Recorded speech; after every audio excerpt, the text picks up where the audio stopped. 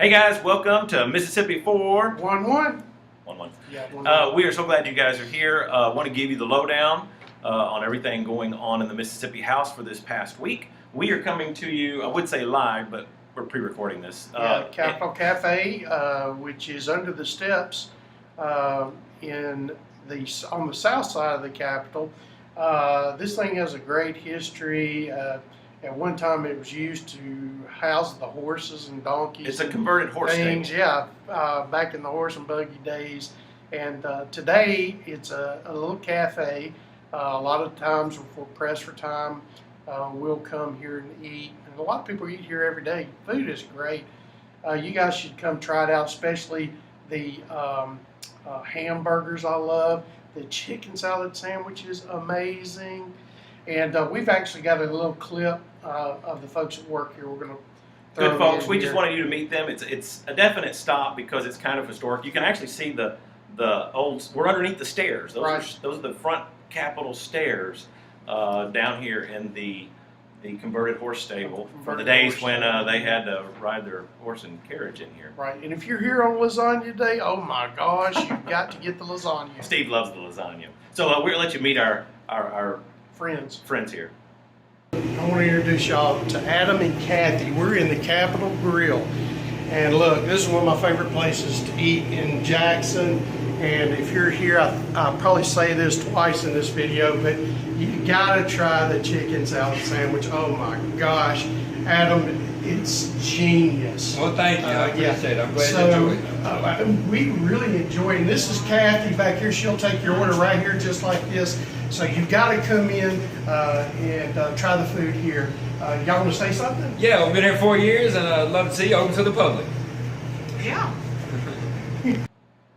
Okay, so that was not a paid sponsorship or anything like that, but we wanted to give them a shout out just because they're really good folks. Good folks. And good food. So, great food, great tea. to give you an idea of where we're at, we're going to go dive right into that. Last Friday, we wrapped up pretty much the general calendar for House bills. Right. And today This is Monday, so today was the last day to motion to bring things off the motion to reconsider table. And we wanted to do this on Monday because there was an important bill that we're going to talk about that was tabled. And today, if it was going to, or actually it wasn't tabled. The motion to table was. Well, there was a motion to bring it off the calendar. It failed, and today we were able to pass it. Or the motion to table permanently failed. And so now the bill HB 1425 is on the way to the Senate.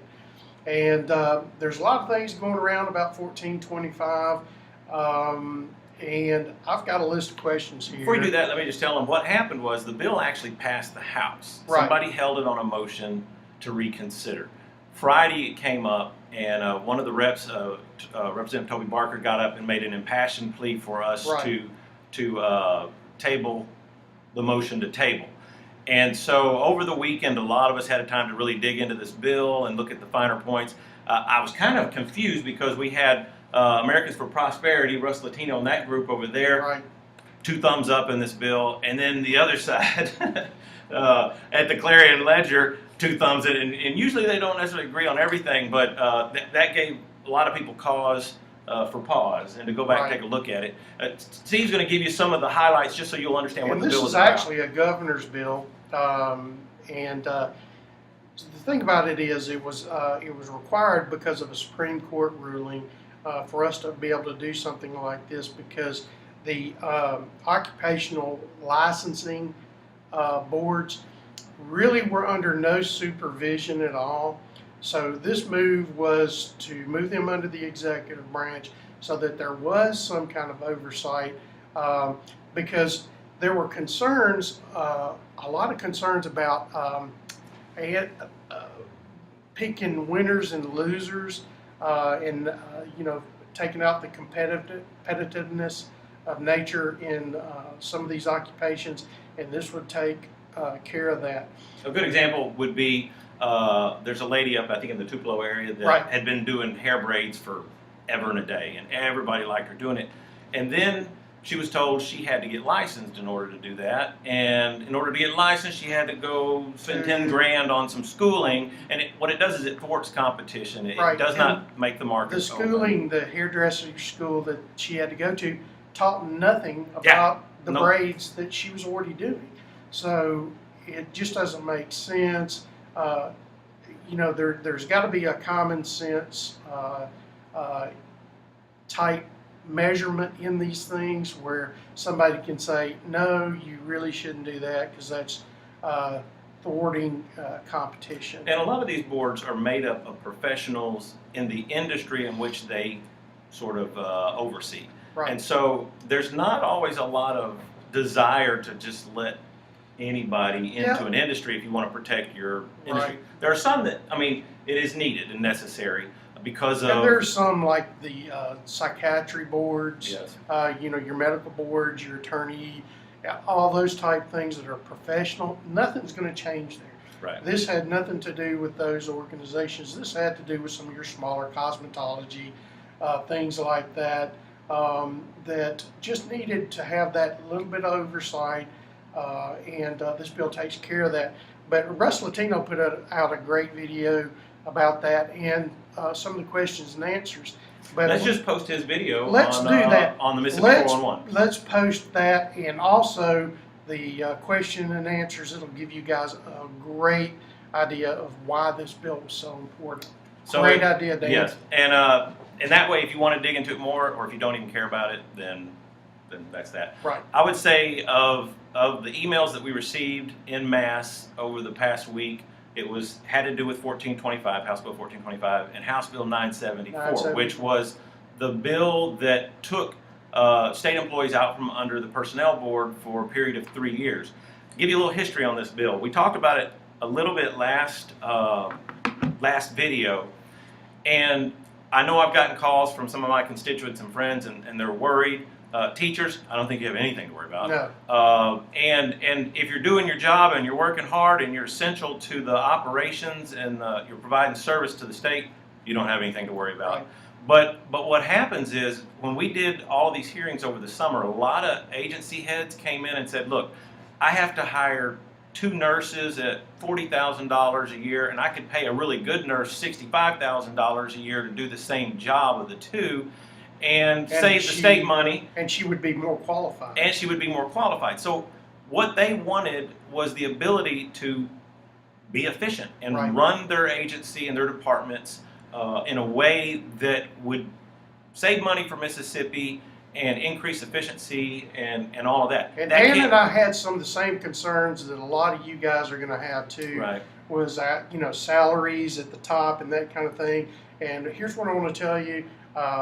We're watching that like a hawk because the state right now, we cannot be jacking up department head salaries and that kind of thing. But on the other hand, and I think we discussed this, Dan, in the last video, is we're 5th in the nation in per capita jobs, government jobs. And it's not that the goal is to put people out on the street, and I know there's all kinds of arguing there's going to be blood in the streets and 30,000 people aren't going to lose their job. No.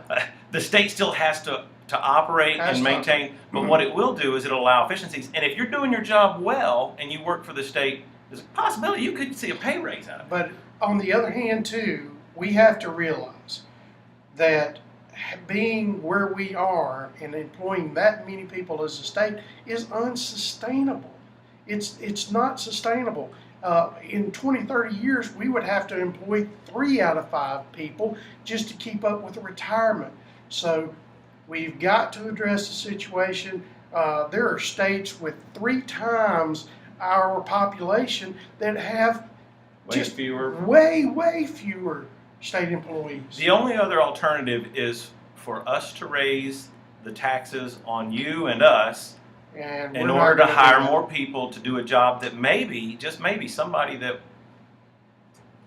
really worked hard and was efficient could do for maybe just a little bit more. So the idea isn't to put people out of work. It isn't to take and start firing everybody. Right. It is just to allow some of the agencies that are bloated to be able to go in and efficiently make some corrections to pay, corrections to staffing, and hopefully get our state operating a little more efficiently. And if we do that, then we save money, which means no need for taxes to go up, and possibly even taxes going down somewhere down the road. So Right. it just makes good business One of sense. the permanent planks in the Republican Party platform is smaller government.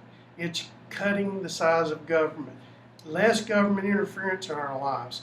So it has to start somewhere, and this is a good way to start and move in that direction. We've got to start taking a hard look.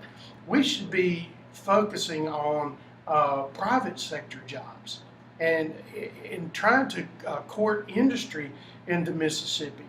And that's what we're trying to do down here. And Dan and I are about tackling that because we've got the money to run an efficient state.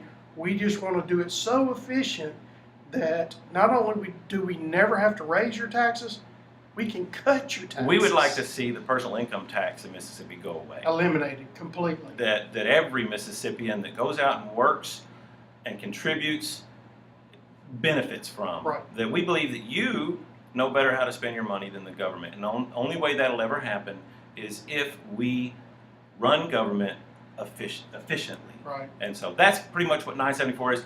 Please don't believe the rhetoric. I know if you are a state employee, they're not going to be out hacking jobs and you're going to be on unemployment line next week. That's not going to happen. If you're doing a good job, you're not going anywhere. It's just business. Right. So that's pretty much the two bills that were like just. We had another bill. Oh yeah, that's right. There was one more. HB. It was 293. 293. This one I discussed on my Facebook page just a little bit. I want to give you an update. It was to move the school days from 180 days to 170 days. I want to congratulate and thank Chairman Moore of Education for catching. There was something that was caught in that bill that could have been used to cut teacher pay on the local level. And rather than take a chance, Chairman Moore decided to recommit that bill, and we're going to talk about it during the off session and try to weigh out our best options. And plus, Dan and I are going to be working on a Teacher Salary Protection Act to prevent these kind of things from happening, so that no matter the days that you're in school, that salary is protected, because it is a salary position. It is. And just to wrap up, there were a lot of bills on the calendar in the House, and about 100 of them died last week. Right. Just because a bill makes it out of committee, you have that arduous task of trying to get it out of committee and before the body. But just because it makes it out of committee and goes on the calendar, I had a bill that was on the calendar, it died along with a bunch. So there may have been some bills you were championing and you're sad, we'll bring them back next year. Right. There may be bills that you were like, I'm glad it died, and we can hopefully leave them dead. But we are waiting for the Senate to transfer their bills over to us, assign out to committee, and then the process will start over again with Senate bills. And if there are any Senate bills that came through that you're passionate about, we need to know about it. Yep. And let us know your feelings. Send us some emails. Check out what's coming over. See, tomorrow. Let us know. Tomorrow is Valentine's Day. Happy Valentine's Day, Happy everyone. Valentine's Day. And we hope you have a blessed week, and we'll catch you next week. Thanks for looking in on us.